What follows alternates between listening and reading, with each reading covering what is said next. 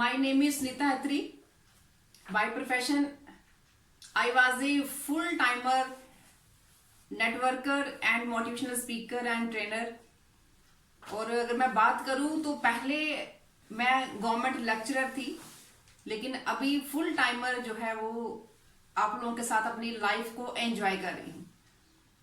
तो आज का सेशन हम अपना स्टार्ट करते हैं। आज का जो सेशन है वो एक बहुत ही सेंसिबल सा टॉपिक है। आज के सेशन में मैक्सिमम मेरी फीमेल सिस्टर्स हैं, तो एक्चुअली मैं काफी टाइम से सोच रही थी इस सेशन को मैं करने का, लेकिन ये जो टॉपिक जो है वो इतना सेंसिबल है कि बंदा इसको स्टार्ट करने से पहले, छेड़ने से पहले एक दो बार हमें सोचना पड़ता है। तो आज का जो सेशन है वो मेरा वुमेन्स के ऊपर है, सशक्त नारी सशक्त भारत। जैसे कल फ्रेंड्स हम सभी ने वुमेन डे सेलिब्रेट किया, इंटरनेशनली वुमेन डे को सेलिब्रेट किया गया, तो मेरे माइंड में ये चीज आई कि वुमेन डे को अलग से सेलिब्रेट करने की जरूरत ही क्यों पड़ी, है ना? क्यों जरूरत पड़ी इस डे को, एक स्पेशल दिन को जो है एक अलग से वुमेन के लिए दिन रखने की जरूरत क्यों पड़ी? क्या ऐसे रीजंस थे जिनके कारण जरूरत महसूस की गई वर्ल्ड वाइड? मैं सिर्फ इंडिया की बात नहीं कर रही, बल्कि वर्ल्ड वाइड इस चीज की जरूरत महसूस की गई कि एक दिन जो है स्पेशली वुमेन के लिए रखा जाए, ताकि उनको जो है प्रिविलेज दी जा सके, उनको इंपॉर्टेंस दी सके, उनको एहसास कराया जा सके कि वो खास हैं। तो मेरे मन में ये क्वेश्चन आया कि क्यों? तो इन्हीं क्वेश्चंस के आंसर ढूंढते ढूंढते आज का जो ट्रेनिंग सेशन है वो मेरा जो है वो तैयार हो गया। तो मैंने जब इसको सेशन को मैं तैयार कर रही थी तो मैंने इसमें बहुत सी चीजें देखी, बहुत सी, थोड़ा मैं हिस्ट्री में गई, चीजों को मैंने डिस्कस किया, फाइंड आउट करने की कोशिश की। तो मैंने देखा कि जो पुराने समय से ही जो चीजें चलती आ रही हैं, कहीं ना कहीं वो बहुत सारे रीजन ऐसे हैं जो इस चीज के लिए जिम्मेवार हैं। अगर हम अपने पुराने इतिहास की बात करें, अगर हम बहुत पुराने चले जाएं, जहां से हम कहते हैं ना कि जब सभ्यता की जो स्टार्टिंग हुआ, जब स्टार्ट हुआ, जो ये जो धरती जब बनी, तो उस टाइम कहते हैं कि औरत को देवी माना जाता था, उसकी पूजा की जाती थी, तभी उसको जो है वो आदि शक्ति कहा जाता है, शक्ति का रूप कहा है, तो उसको पूजा जाता है।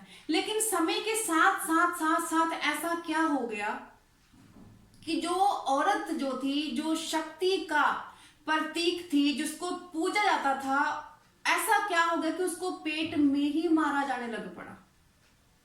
तो इन्हीं सब सवालों के जरिए, इन्हीं सब चीजों को फाइंड आउट करते करते जो है मैं आज कुछ अपने विचार आप लोगों के सामने रख रही हूँ, और मुझे पूरी उम्मीद है कि आपको मेरे विचार जो है वो अच्छे लगेंगे। तो मैंने इस सारे प्रोसेस में मैंने एक चीज देखी, जब मैंने अपने इतिहास को थोड़ा सा मैंने पीछे जाकर सर्च किया, तो मैंने देखा कि बहुत सी चीजें इसमें मैटर करती हैं। क्योंकि हमारी सोसाइटी में जो हमारा जो एक हम कहते हैं कि जो साहित्य जो होता है, जो संस्कृति होती है, जो जिनको हम जो पढ़े लिखे वर्ग जिनको मानते हैं, जिनको लोग फॉलो करते हैं, है ना, जो जिसको महर्षि महापुरुष जिनको मानता है, आज के समय में हम देखें तो इनका बहुत बड़ा योगदान है हमारी सोसाइटी में। आज भी उन पिक्चर से कहीं ना कहीं रिलेट करके चीजों को जो है वो जाना जाता है। तो जब मैंने इसके बारे में देखा तो मेरे सामने से मैंने सर्च किया, तो मेरे जैसे आया कि सबसे पुराना ग्रंथ जो माना था वो मनुस्मृति मानी जाती है। कि मनुस्मृति जो है वो कहते हैं कि जो पुराना ग्रंथ है, सबसे पुराना ग्रंथ है, तो उसमें काफी चीजें लिखी जिसके अकॉर्डिंग आज भी हमारी जो सोसाइटी जो है वो चलती है। तो उसमें मनुस्मृति के 5वें अध्याय के 148वें श्लोक में लिखा है, पिता रक्षति को मारे, भारता रक्षति यौवने, पुत्रो रक्षति वार्धके, ना स्त्री स्वातंत्रे मरहित। इसको पढ़ के थोड़ा सा मैं भी हैरान हुई। अब ये संस्कृत का श्लोक है, इसका मैं आपको मीनिंग समझाती हूं। इस श्लोक के अकॉर्डिंग कहते औरत जो है, स्त्री जो है वो स्वतंत्र नहीं है।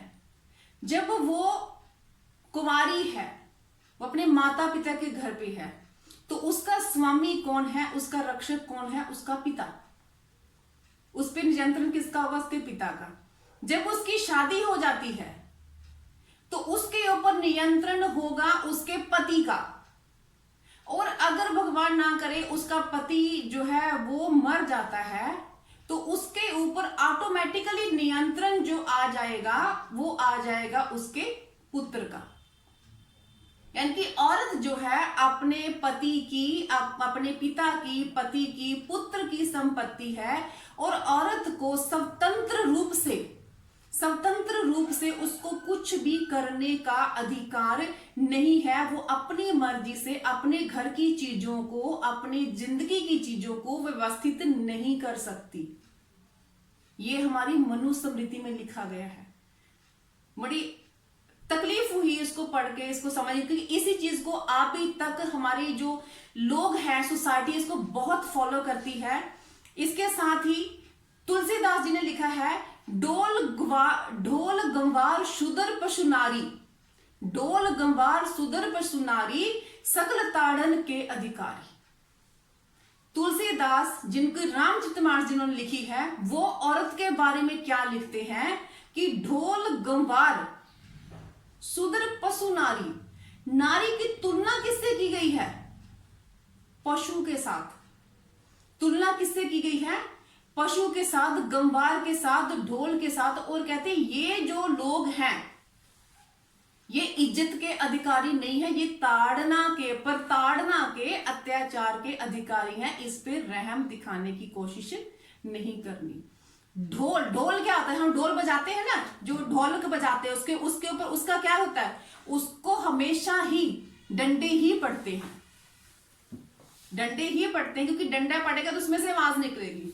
ये ढोल गंवार सुदर पशु नारी, सकल ताड़ना के अधिकारी। थोड़ा सा मैं इससे और आगे आई तो मैंने एक शब्द और, चाणक्य की बहुत सी नीतियां हैं जिनको हम फॉलो करते हैं, राजतंत्र के बारे में, अर्थशास्त्र के बारे में बहुत सारी हैं। उनके विचार क्या थे औरत के बारे में? वो कहते हैं कि नारी ना तो दान पुण्य से पवित्र होती है, ना उपवास करने से पवित्र होती है। जो नारी पति के चरणों में रहती है वो पवित्र है। यानी कि जो औरत पति के चरणों में रह के पति की दासी बनती है वो ही औरत पवित्र है, बाकी वो किसी औरत को पवित्र नहीं मानते।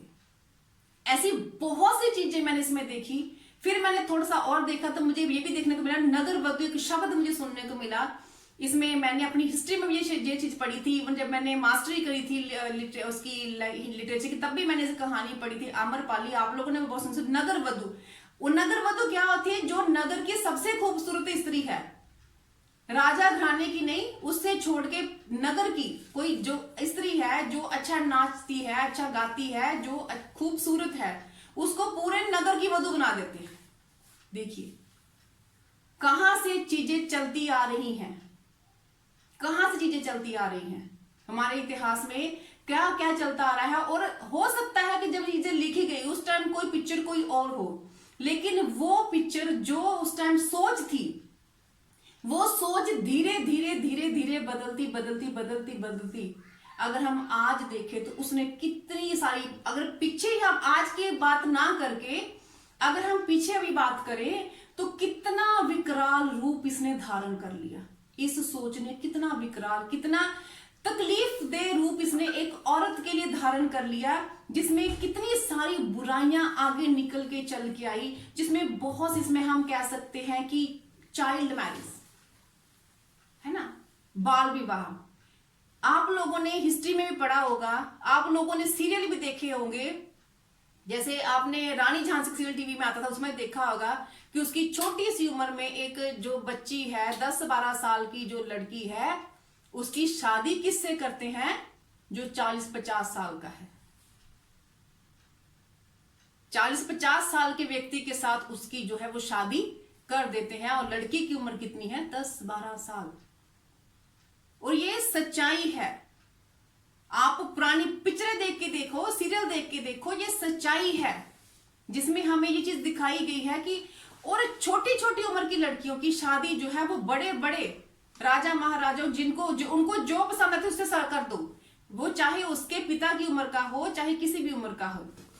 और इसका रिजल्ट क्या निकलता था कि जब तक वो लड़की जो अभी 10 साल की, 12 साल की है, जब तक वो लड़की 25 साल की होती है, वो जवान होती है, वो अपने पूरी उम्र में खूबसूरती में आती है, तब तक जो राजा होता है, जो पति होता है, वो दुनिया से चल जाता है।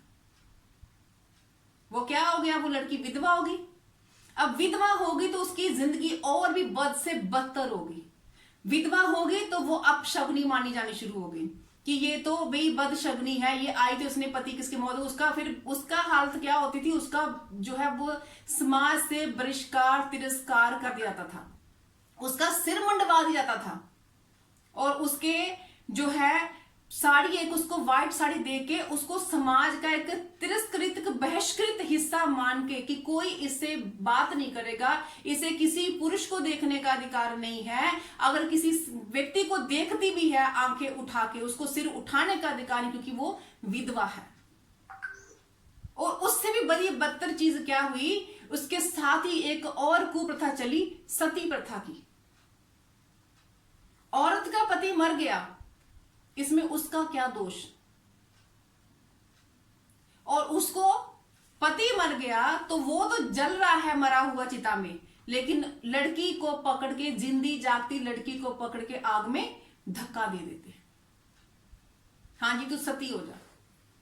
कहते सती तो वो औरत है जो पति की मौत की खबर सुनते सुनते ही मर जाए। वो एक आध्यात्मिक पक्ष है। लेकिन अगर कोई जो अगर व्यक्ति मर गया है तो दूसरे को तो जीने का अधिकार है। और ये सारी सिचुएशंस, जो सारी चीजें हैं, वो एक प्रथा से चलती चलती चलती चलती चलती चलती आ रही हैं और कहां से कहां पहुंच गई, कहां चलती चलती पहुंच गई कि इन्होंने समाज में कितना विकराल रूप जो है इन्होंने ले लिया। इसके साथ ही कई चीजें और आई कि विधवा दोबारा विवाह नहीं कर सकती। एक औरत जो जिसका पति मर गया है वो दोबारा शादी नहीं कर सकती।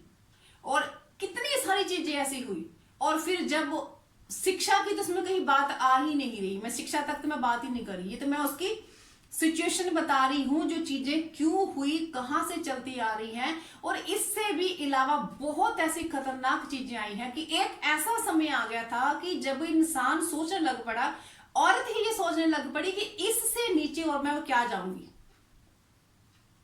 एक लेवल होता ना, बिल्कुल डाउन लेवल, उससे नीचे अब और क्या जाएगी। तो फिर जब ये बात, तब समाज को, सोसाइटी को समझ आई कि ये चीजें बहुत ज्यादा गलत हो गई हैं। तब उसके लिए आवाज भी उठी, टाइम टू टाइम आवाज उठी, लोगों ने विरोध उठाया। जैसे बहुत से हमारे समाज सुधारक आए जिन्होंने इसके लिए, राजा राम मोहन राय और बहुत से आए जिन्होंने इसके खिलाफ आवाज उठाई। तो बहुत से चीजें सुधार भी हुए। सती प्रथा के खिलाफ एक्ट आया, सती प्रथा को बंद किया गया। बाल विवाह को भी बंद उसके खिलाफ भी एक्ट है कि बाल विवाह हम नहीं कर सकते।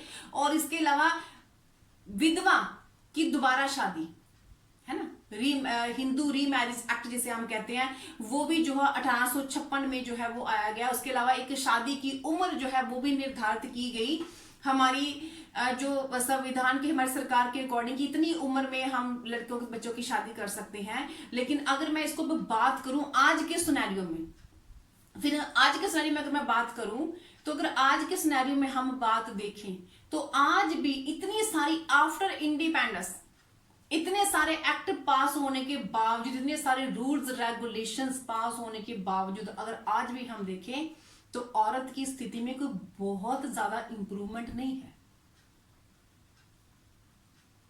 बहुत इंप्रूवमेंट नहीं है आज की स्थिति में भी।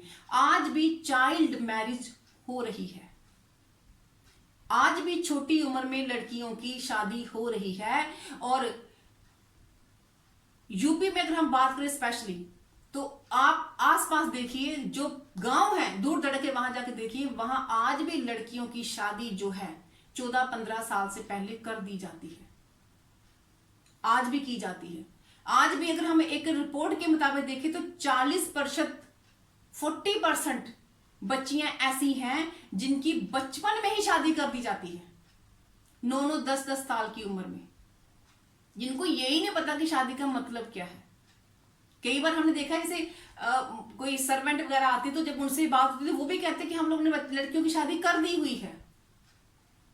14-15 साल की उम्र में, 16-17 साल की उम्र में लड़कियों की शादी जो है वो कर दी जाती है। आज भी यही हालात है। आज भी अगर हम देखें तो बहुत सारी चीजें ऐसी हैं जो हमें आज भी चेंज करने की जरूरत है। आज कुछ जगह पर पढ़े लिखे समाज में हमने एक शादी की जो एज है वो उसको निर्धारित किया गया है कि आज रिलैक्सेशन काफी मिल गई है। जो पढ़ा लिखा समाज है उसमें लड़कियों की शादी की एज कोई 24, 25, 26 साल तक भी हम लोग उसको एक्सेप्ट करते हैं। इवन कई उससे ज्यादा कर लेते हैं क्योंकि बच्चे पढ़ते लिखते हैं, इस उम्र में हो जाते हैं। लेकिन बहुत सी जगहों पर आज भी ये स्थिति सामान्य नहीं है। बहुत सी जगहों पर आज भी जब संविधान के अकॉर्डिंग हमें इक्वल एजुकेशन का राइट दिया गया है, हमें सैलरी का राइट दिया गया है, समानता के अधिकार दिए गए हैं, हमें सब कुछ दिया, लेकिन आज भी कई जगह पर, बहुत सी जगह पर आज भी डिस्क्रिमिनेशन हो रहा है, भेदभाव हो रहा है। आज वुमेन क्राइम रेट बहुत ज्यादा है, बहुत ज्यादा है। अगर हम डोमेस्टिक वॉयलेशन की बात करें वो तो पूछिए मत। अगर मैं भ्रूण हत्या की बात करूं कि औरतों को, बच्चों को, लड़कियों को खास करके पैदा ही नहीं होने दिया जाता, तो आज भी वर्ल्ड वाइड 10 करोड़ बच्चियों को हर साल पैदा होने नहीं दिया जाता। आज भी वर्ल्ड वाइड 10 करोड़ बच्चियां, उनमें से कितनी बच्चियां ऐसी होंगी जो साइंटिस्ट होंगी, कितनी बढ़िया इंजीनियर होंगी, कितनी बढ़िया पायलट होंगी, कितनी बढ़िया सोशल एक्टिविस्ट हो सकती हैं, कितनी बढ़िया लॉयर हो सकती हैं, कितनी कोई मदर टेरेसा हो सकती है, कोई कल्पना चावला हो सकती है, कितनी सारी हो सकती हैं जिनको इस समाज में आने ही नहीं दिया गया। और अगर मैं एजुकेशन की बात करूं तो एजुकेशन में भी आज भी बहुत बुरे हालात हैं, बहुत बुरे हालात है। आज भी एक लड़की की एवरेज एजुकेशन जो है वो 1.25 साल की है। 1.25 साल में एक बच्ची स्कूल जाती है, 1.25 साल बाद उसका स्कूल खत्म हो रहा है, खत्म हो गया, रीजन कोई भी हो, लेकिन 1.25 साल के बाद उसका स्कूल जो है वो खत्म हो गया। डोमेस्टिक अगर वायलेशन की बात करें हम, घरेलू हिंसा, आप हर दूसरे घर में घरेलू हिंसा देख रहे हो, हर दूसरे घर में। उसके अलग अलग रूप हैं, कई रूप आपको देखने में मिलते हैं, लेकिन वो आप लोग देख रहे हो, चाहे वो डॉरी के रूप में हो। डॉरी के रूप में आप देखिए कितनी लड़कियों को आज भी डॉरी के लिए मारा जा रहा है, जहां वो खुद मर रही हैं। अगर आज मैं बात करूं तो 2008 के बाद एनुअल रेशो जो है ना 8,618 डेथ हैं डॉरी के कारण जो हो रही हैं। 2008 के बाद रेगुलर रेशो चल रही है, जो डॉरी के कारण, दहेज के कारण जो लड़कियां या तो मर रही हैं जहां फिर मारी जा रही हैं। अभी कल ही मैंने जो है वो एक न्यूज पढ़ी थी कि मंगेतर ने दहेज के लिए, शायद आप लोगों ने भी पढ़ी हो, कि दहेज के कारण शादी से इनकार कर दिया और माता पिता इतने बेबस थे कि उस लड़की ने खुद को फांसी लगा ली। ये आज की या कल की खबर है, जो मैंने फ्रेश खबर मैंने पढ़ी थी। बहुत से ऐसे किस्से हैं आज भी हमारी सोसाइटी में, कितनी सारी चीजें। रेप देखिए, रेप की तो कोई इंतहा ही नहीं रही, कोई उम्र नहीं रही, कोई उम्र नहीं रही, कोई आप कह लो कि कोई सेंसिटिविटी नहीं रही। ये नहीं, पहले कहते थे जी लड़कियां कपड़े कम पहनती हैं इसलिए रेप होते हैं, लड़कियां कपड़े कम पहनती हैं, लड़कियां बाहर जाती हैं, लड़कियां ऐसे करती इसलिए रेप होते। आज देखिए कोई बूढ़ी नहीं छोड़ी जा रही, कोई 2 साल का बच्चा, कभी आप न्यूज पढ़ रहे हो, कभी 8 महीने का बच्चा, कोई 6 महीने का बच्चा, कोई 70 साल की बुढ़िया, कोई एज क्राइटेरिया ही नहीं है। क्राइम देखिए किस लेवल तक बढ़ गया है, किस लेवल तक बढ़ गया है ये चीजें, कि कोई लिमिट ही नहीं है किसी चीज के ऊपर। क्यों? क्या कारण है इन सब का? क्या दोष क्या होता है औरत का? एक तो ये रेप है जो सोसाइटी में अननोन लोगों की तरफ से किया जाता है, और एक वो होता है वो रेप जो जानबूझ के होशो हवास में किया जाता है, मार्टियल रेप जिसे हम कहते हैं, कि जिसे मैरिज में भी अगर ये चीज मानी गई है कि अगर पति पत्नी भी अगर नहीं चाहे तो अगर वो जबरदस्ती कुछ चीज होती है तो वो भी रेप मानी जाती है। और मैं आपको बताऊं, हमारी सोसाइटी में ये इतनी ज्यादा रेशो है, लेकिन कोई इसके बारे में बात ही नहीं करता, होती नहीं है बात, क्योंकि अक्सर प्रेशर आ जाता है लेडीज के ऊपर कि घर है, घर वाले हैं, तुम्हारा घर है, ये सब कुछ होता रहता है, चुपचाप सहन करो, अपना घर बसाओ। और कितने ऐसे केसेस हैं, आप देखो केस रजिस्टर्ड ही नहीं होते हैं, होते ही नहीं है। नॉर्मल जो है रेप के केस भी लोग रजिस्टर नहीं करते हैं, सिर्फ इज्जत के डर से, समाज में बदनामी के डर से, इज्जत के लिए, ऑनर किलिंग, अपनी इज्जत के लिए, शानो शौकत के लिए जी लड़कियों को मार दिया जाता है। और ये सबसे ज्यादा रेशो पता कहां पे है? पंजाब, हरियाणा, राजस्थान, यूपी, इन जगह पे ऑनर किलिंग बहुत ज्यादा है, बहुत ज्यादा।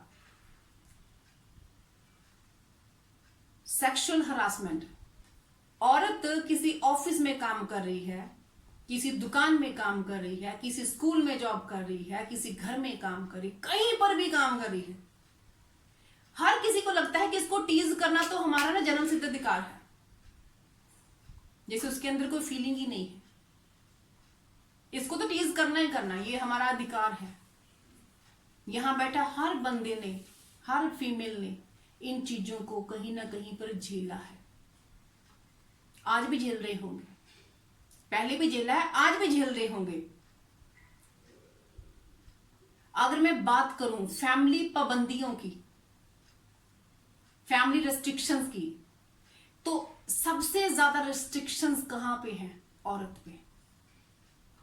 जो चीज चली आ रही थी ना, जो चीज एक जैसे जो मनुस्मृति में जो चीज लिखी गई, चाहे हो सकता है वो कवि ने गलती से लिख दी हो, उसका पर्सनल व्यू हो सकता है, उसकी कोई मंशा, कुछ भी हो सकता है, वो जब उसने लिखी उसका मूड ठीक ना हो, लेकिन वो चीज आज भी जैसी की वैसी ही चली जा रही है, बल्कि उसका और भी विकराल रूप हो गया है।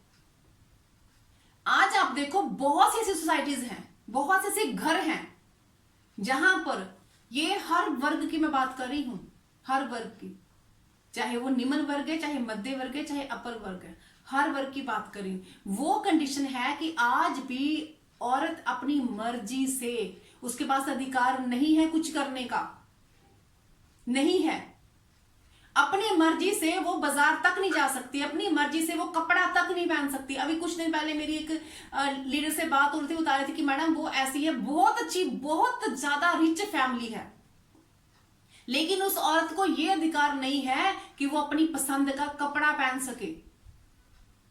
अगर उसके पति को पैंट पसंद है तो वो पैंट ही पहनेगी, अगर सूट पसंद है तो सूट ही पहनेगी, अपनी मर्जी से वो कुछ नहीं कर सकती। अभी कल ही एक मैडम बता रहे थे कि मुझे घर वाले काम नहीं करने देते, मैं कुछ करना चाहती हूँ, मैं जिंदगी में आगे बढ़ना चाहती हूँ, अपनी मर्जी से आप छोटे छोटे डिसीजन नहीं ले सकते। कोई बंदा, अगर आप बोलो कि अपनी मर्जी से मैं किसी फ्रेंड के पास जाना चाहती हूँ, किसी अपनी मायके जाना चाहती हूँ, कहीं जाना चाहती हूँ, तो आपको पूरी फैमिली की परमिशन लेनी पड़ती है। अपनी मर्जी से तो आप लोग ड्यू सॉफ्ट भी स्टार्ट नहीं कर पाते, वो भी परमिशन लेनी पड़ती है। मर्जी से स्कूलों के अपने बच्चों को किसी स्कूल में नहीं डाल सकते, घर की कोई चीज आप बोलो अपनी मर्जी ले, वो नहीं लेके आ सकते। और अगर मैं उच्च वर्ग की बात करूं तो वहां तो औरत बिल्कुल एक ना शोकेस की तरह है, लिपस्टिक बिंदी लगा के मुस्कुराते हुए रहना है, क्योंकि सबको अच्छी लगनी चाहिए, घर की बात बाहर नहीं जानी चाहिए। ये बहुत सी चीजें, अगर मैं इन पे बात करना चाहूँ, डिस्कस करना चाहूँ, शायद ये रात कम पड़ जाए, क्योंकि जितना मैं इनको कल से स्टडी करने की कोशिश कर रही हूं, और मुझे बहुत तकलीफ हुई, मुझे बहुत तकलीफ हुई जब मैंने इस टॉपिक में बना रही थी, क्योंकि मैं इसकी गहराई में जाने की कोशिश कर रही थी, और मैं जितना गई उतनी ही ज्यादा मुझे तकलीफ हुई कि वाकई ही स्थिति बहुत ही खराब है। आज भी स्थिति बहुत खराब है। आज भी अगर एजुकेशन की बात करें, अगर किसी घर में लड़का और लड़की दोनों की एजुकेशन की बात की जाए, तो माँ बाप लड़के की एजुकेशन को प्रेफर करते हैं, लड़की को कंप्रोमाइज कराया जाता है। क्यों? क्योंकि इसने तो पराए घर चला जाना है। Education is the basic human right, लेकिन हमें उससे भी वंचित किया जाता है हर जगह पर। देखिए कुछ ऐसी फैमिली हैं आज के हमारे सोसाइटी में, पढ़े लिखे समाज में बहुत अच्छी फैमिलीज भी हैं जो बच्चों को, लड़कियों को पूरे राइट दे रही हैं, उनको अप्रिशिएट कर रही हैं, आगे बढ़ने में हेल्प कर रही हैं। लेकिन अगर मैं ओवरऑल की बात करूं, जो है जहां बात मैं ओवरऑल की कर रही हूं कि ओवरऑल अगर बात की जाए तो आज भी वो सारी चीजें हैं जिनके कारण जरूरत महसूस हुई कि वुमेन डे मनाया जाना चाहिए। और ये सिर्फ इंडिया की बात नहीं है, ये वर्ल्ड वाइड है। सिर्फ इंडिया के अगर हम बात करें वहां तो है ही है, लेकिन अगर हम बाहर की बात करें ना, अगर हम बाहर कंट्रीज की बात करें तो वहां पर भी इंडिया की कोई जो कंडीशन है तो बहुत अच्छी नहीं है औरतों की कंडीशन। इंडिया में जब हमें इंडिपेंडेंस मिली तो इंडिया में हमारे संविधान के अकॉर्डिंग वुमेन को वोटिंग राइट दिया गया। वोटिंग राइट डेमोक्रेसी में बहुत बड़ा राइट होता है, इक्वलिटी के लिए वो दिया गया। और जिस टाइम इंडिया में दिया गया उस टाइम वर्ल्ड की बहुत सी यूरोपियन कंट्री ऐसी इसमें लेडीज को जो है वोटिंग राइट नहीं दिया गया था। और इन्हीं सब चीजों को देखते हुए, लेडीज की कंडीशन को देखते हुए यूएनओ ने 2011 में यूएन वुमेन विंग बनाया जो कि वुमेन एम्पावरमेंट के लिए काम कर रहा है। और 1977 से 8 मार्च को world wide international women day जो है उसको सेलिब्रेट करने का डिसीजन लिया गया। लेकिन डियर, सिर्फ एक दिन वुमेन डे मना लेने से वुमेन की सिचुएशन बदलने वाली नहीं है, क्योंकि जितनी हम लोग खराब कर चुके हैं वो एक दिन में चेंज नहीं होगी। उसके लिए तो 365 दिन ही हमें वुमेन डे को समझ के, उसको मना के, उसको इज्जत दे के हम इसको इंप्रूव करना चाहिए, हम इसको सुधार कर सकते हैं।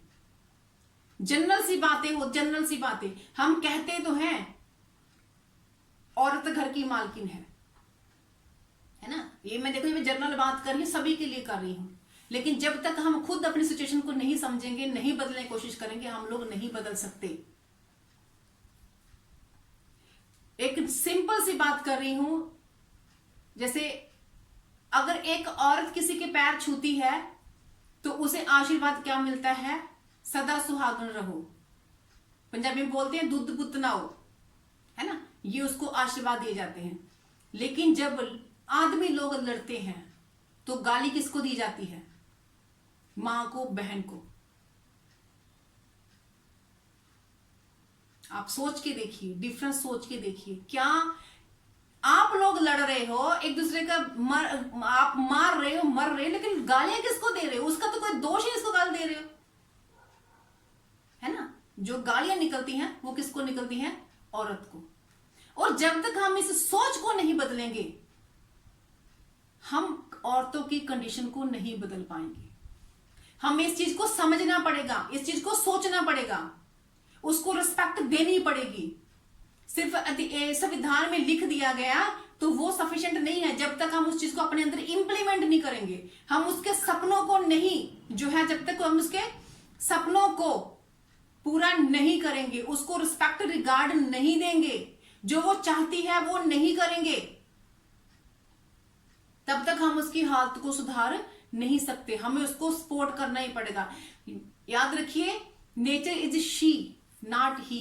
औरत जननी है। आप अपनी प्रकृति को देखिए, उसकी नेचर क्या है? देनी। और औरत भी क्या करती है? देती है, सब कुछ देती है, जन्म देती है, पालन पोषण करती है, जिंदगी हमें दे देती है। लेकिन उसके छोटे छोटे अधिकारों का ध्यान रखना भी हमारा फर्ज बनता है। और इसके साथ ही मैं, जितनी फीमेल्स हमारे जहां बैठी हैं, मैं आप लोगों को एक बात कहना चाहूंगी बिल्कुल क्लियर कट। देखिए, अगर हम बात करें इसके सोल्यूशन क्या है, इन सब चीजों का सोल्यूशन क्या है, हम कैसे स्थिति को संभाल सकते हैं। अगर हम चाहते हैं कि हम अपनी स्थिति को सुधारें, हम अपनी स्थिति को संभालें, इसको हम इंप्रूवमेंट करना चाहते हैं, हम वो रिस्पेक्ट, रिगार्ड, सब कुछ हासिल करना चाहते हैं, तो हमें खुद को एम्पावर करना पड़ेगा, हमें खुद को सशक्त करना पड़ेगा। उसके लिए हमें पॉलिटिकल एम्पावरमेंट चाहिए, हमें जो है एजुकेशनल एम्पावरमेंट चाहिए, हमें इकोनॉमिक एम्पावरमेंट खुद में चाहिए। अगर हम पॉलिटिकल नहीं जा सकते कोई बात नहीं, जो हम लीडर चुन के भेजे वो हमारे हकों के लिए बात करें, लेकिन जो चीज हमारे हक में है हम खुद को एजुकेट कर सकते हैं, ये हमारे हक में हाथ में है। हम खुद को एजुकेट करके, हम खुद को एम्पावर करके, हम खुद पे काम करके, खुद की स्किल्स को डेवलप करके, खुद को एजुकेट करके, हम खुद को इकोनॉमिकली साउंड करके हम अपने आप को वो रिस्पेक्ट, वो रिगार्ड समाज में दिला सकते हैं जो हम चाहते हैं। और माय डियर फ्रेंड, सिर्फ एक ही रास्ता है, सिर्फ एक ही रास्ता है। देखिए, अगर आप चाहते हैं कि आपका समाज में वो इज्जत मान सत्कार हो, तो आपको खुद को इकोनॉमिकली और एजुकेशनली आपको साउंड करना है। आप नजर मार के देखिए हमारे समाज में किस औरत की इज्जत है, जो या तो पैसा कमाती है, उसने पैसा कमाया है इज्जत मान के साथ और एक मुकाम हासिल किया है, या फिर जिसने बहुत एजुकेशन ली है और एक मुकाम हासिल किया है, जिसने पॉलिटिकली अपने आप को साउंड किया और एक मुकाम हासिल किया है, या फिर जिसने स्पिरिचुअली अपने आप को स्ट्रॉन्ग किया और उसको मुकाम हासिल किया। जब तक आप इंटरनली और इकोनॉमिकली स्ट्रॉन्ग नहीं होते तब तक आप अपनी सोशली भी स्ट्रॉन्ग नहीं हो सकते। इस बात को अच्छे से समझ लीजिए। आप एग्जाम्पल्स दे सकते हैं, इंदिरा गांधी को देख सकते हैं, कल्पना चावला को देख सकते हैं, किरण बेदी को देख सकते हैं, बहुत सी हमारे पास एग्जाम्पल्स हैं। मैं अभी नाम लूंगी तो बहुत सारी हैं जिन्होंने खुद को एम्पावर किया है और एक समाज में एक रिस्पेक्टफुल जगह पर आए हैं। देखिए, आपके अंदर सब कुछ है, आपके अंदर सब कुछ है। अपनी उन पावर्स को पहचानिए, अपने हकों के लिए खुद आवाज उठाइए। और अगर आप लोगों को आज तक वो साधन नहीं मिला था जिसमें आप खुद को उठा सकते, लेकिन आज अब वो साधन आपके पास है, वो चीज आपके पास है जिससे आप खुद को एम्पावर कर सकते हैं। देखिए, इस फील्ड में ड्यू सॉफ्ट पिछले 21 सालों से काम कर रही है आपको एम्पावर करने का। आपको एम्पावर करने का काम ड्यू सॉफ्ट पिछले 21 सालों से कर रही है। मैंने क्या चीजें बताई आपको एम्पावर होने के लिए क्या चाहिए? Education, education, education. आप चाहे पहले पढ़े चाहे आप नहीं पढ़े, कोई मैटर नहीं करता, लेकिन जो है ड्यू सॉफ्ट एकेडमी आपको पिछले 21 सालों से एजुकेशन देने के लिए फील्ड में काम कर रही है, घर घर तक पहुंच रही है, घर घर तक पहुंच रही है और आपको भी पहुंचने की परमिशन दे रही है। घर घर तक पहुंचो, इतने सस्ते में पहुंचो कि हर घर में, हर औरत को, हर कोने में, हर देश की, हर गली की, हर मोहल्ले की, हर नुक्कड़ की छोटी से छोटी औरत को भी आप लोग एजुकेट कर सको। ये पावर आप लोगों को ड्यू सॉफ्ट दे रही है।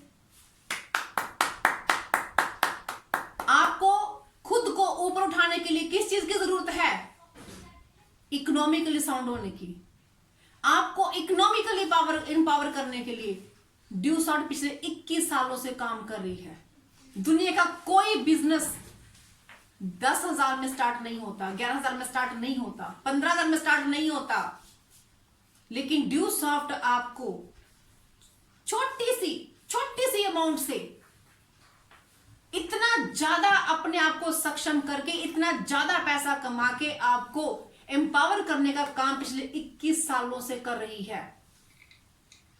बहुत सी लेडीज में एम्पावर हुई हैं, बहुत सी हम लोग आपको एग्जाम्पल देते हैं, जिसमें हमारे अंजू धीमान जी हैं, रिस्पेक्टेड अंजू धीमान जी हैं, रिस्पेक्टेड साधना सांकला जी हैं, बहुत सी हैं। मैं खुद हूं आपके सामने एग्जाम्पल। एक सुनीता चौधरी जी हैं, सुष्मिता जी हैं, जो आपको हमने दिखाया कि 22 साल की घर वालों को जो है वो घर लेके दे रही है।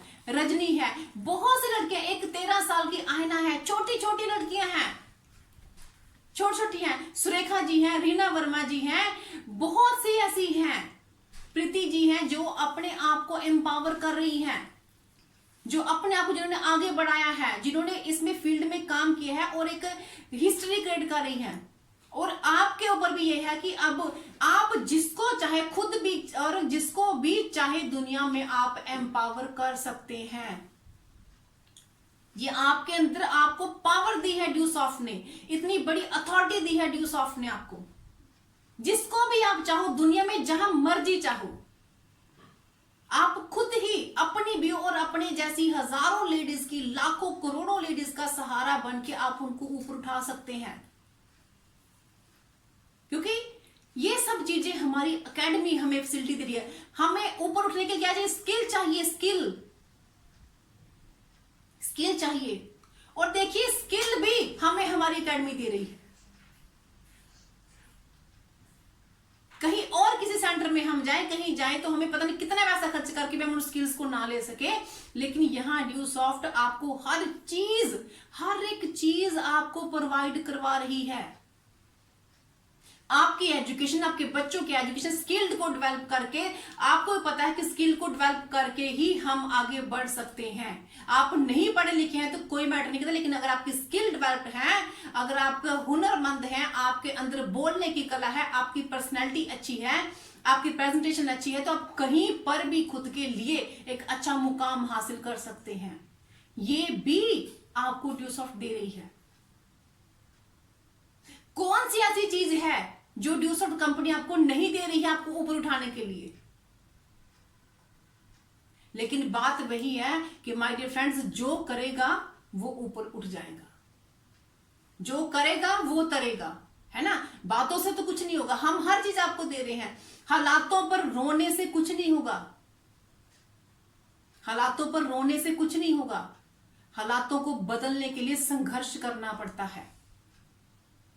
आप लोगों के हो सकता है पहले आप लोगों के पास साधन ना हो, जहां फिर आप लोगों को समझ ना हो इस चीज की, लेकिन आज तो आप अच्छी तरह से समझ गए हैं। जिसको भी आप अपनी सोसाइटी में आसपास आप देख रहे हैं, उनके ऊपर टॉर्चर हो रहा है, वो खुश नहीं है, उनके ऊपर जो है किसी तरह का दबाव है, कुछ भी है, अब आपके पास पावर है, आपके पास पावर है। आप उनके घरों में आशा की किरण बन के जाइए।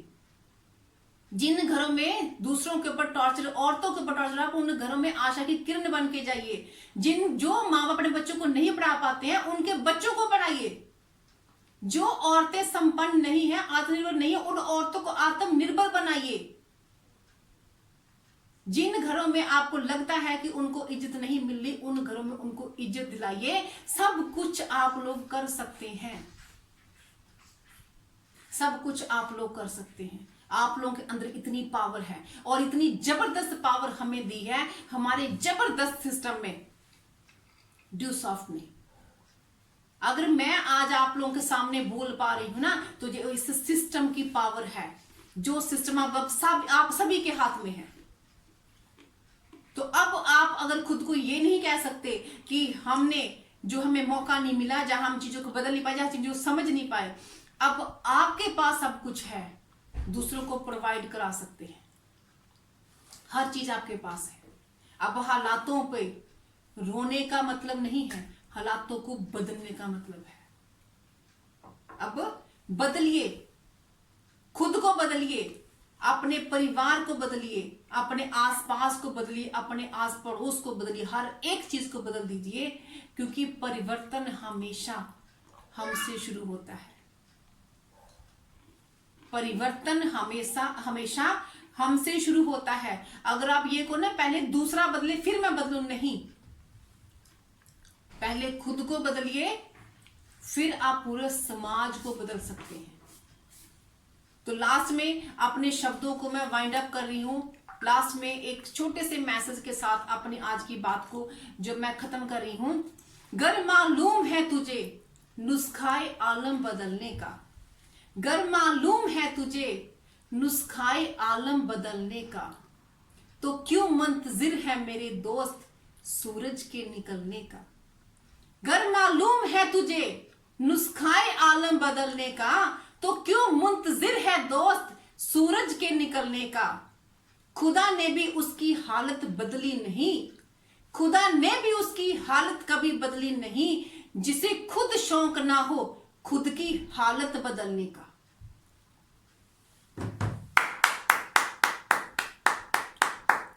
तो फ्रेंड्स, बात यही है कि जिस दिन आप ये सोच लोगे, जिस दिन आप ये सोच लोगे कि मुझे खुद को बदलना है, उस दिन आप खुद को भी बदल लोगे और उस दिन आप पूरे समाज को भी बदल लोगे।